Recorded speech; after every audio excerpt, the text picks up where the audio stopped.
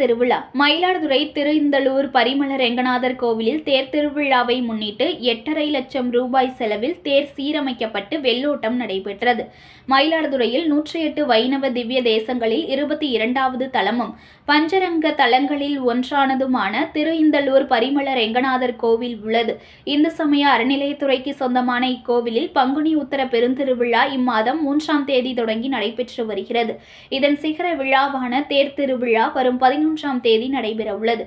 இக்கோவிலில் 2007ஆம் ஆண்டு செய்யப்பட்ட இத்தேரின் மரச்சிற்பங்கள் சேதமடைந்தும் பல இடங்களில் மரப்பலகைகள் பெயர்ந்தும் இரும்பு பட்டைகள் பழுதடைந்தும் இருந்தது.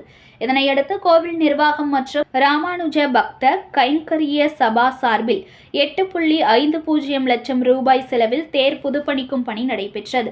இப்பணி அண்மையில் நிறைவடைந்தது. இந்த நிலையில் தேரடியில் நிறுத்தி வைக்கப்பட்டிருந்த தேர் கோவிலின் முன்பு உள்ள பங்குனி உற்சவ மண்டபத்தின் முன்பு கொண்டு வரப்பட்டது.